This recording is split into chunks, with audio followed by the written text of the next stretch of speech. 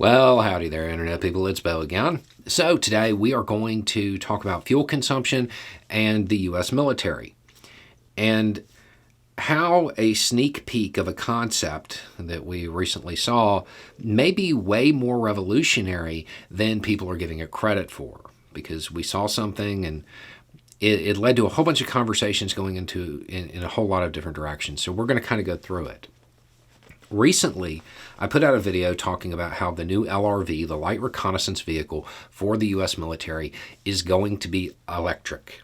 And I was really excited about this because this is something that will make a whole lot of people who currently drive very fuel-intensive personal vehicles switch to electric, because they're going to want to be able to say, I got the same vehicle the Army has, and it'll go from there. It'll speed transition. We've seen this type of thing before.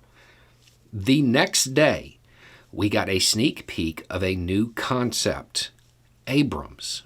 Now, for those who don't know, an Abrams is a tank. It is the tank for the U.S. military. It is a monstrosity, and it's going to be a hybrid. It's going to be a hybrid. Now, you can go over the numbers for fuel consumption on this, but this is one of those things that it's so hard to grasp because it's so different than what we're used to in a personal vehicle that it doesn't make it doesn't really give you the context you need. So we're going to do this a different way.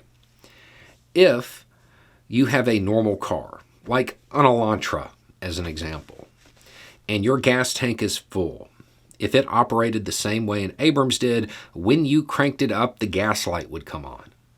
That's how much fuel these things take. It takes 10 gallons to start it. It's not measured in miles per gallon. It's measured in gallons per mile. It's massive. And the new concept is a hybrid. Now, from here, conversations just went off in all kinds of different directions. One is basically the question of, is this just like PR? No, this is huge. This isn't just a little stunt. This is the new concept. This falls in line with DoD's drive to actually get away from fossil fuels as much as possible. And the Abrams it's a major piece of equipment. This is the centerpiece. It's important to remember that the U.S. military is the largest institutional consumer of fuel in the United States, and the United States is the largest consumer of fuel. This is huge. A switch like this is big. Not just does it immediately, when the switch occurs, not just does it cut emissions drastically, it also encourages people who might be reluctant to embrace electric to kind of develop an appetite for it, which means more companies will make them, which means they will get cheaper, which means there will be other varying types available. It's a big deal, and nobody is going to be able to say, well, I don't want an electric because I want the power. Yeah, you do not need the power of an Abrams, buddy. So it's a big deal in that regard. And then there were a lot of people, particularly those who really understood the long-term impacts of this, who were making jokes. And some people didn't realize they were jokes. Somebody said something to the effect of, now the tank that goes to liberate the fuel in the Middle East won't need it, or something like that. I mean, I don't know. I didn't make the comment, but that sounds like a comment coming from somebody who understands the long-term impacts of this. I think most people watching this channel understand that U.S. foreign policy uses the U.S. military to maintain access to oil markets. I don't think that that's a controversial statement here. If the largest institutional user of fuel in the U.S. makes a switch, and people who use fuel in their personal vehicles make a switch, we need less fuel. Therefore, we won't need to maintain access to those markets. Therefore, not just will the tank not need the fuel over there, it won't be over there. Contrary to a lot of the way people look at things from a surface level, the U.S. military doesn't just invade countries for no reason. There's a reason for this sprawling defense empire, and it has to do with economics. It has to do with capitalism. It has to do with maintaining access to markets. If we don't need oil, we're not going to be in the Middle East.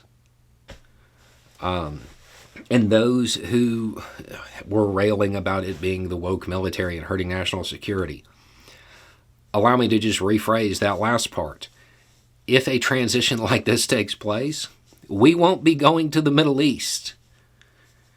This is something that can literally stop or slow wars before they start. This is something that removes a presence that is upsetting to the local population, that spawns attacks. There's no downside to this at all. And if they can do it with an Abrams, as the concept suggests, they can do it with anything. They can do it with anything. It looks like they are showing a lower end vehicle. An LRV is pretty simple. I mean, it's a Humvee. Okay,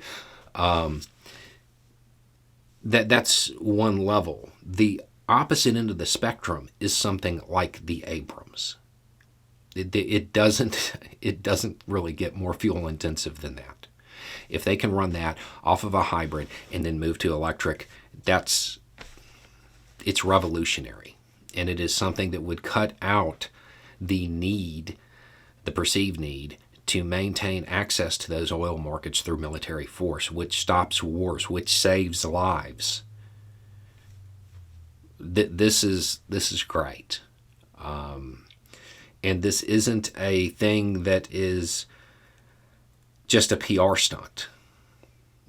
The U.S. military has been talking about climate change and how it's a national security threat for a while, and they've been making a lot of strides to start breaking free.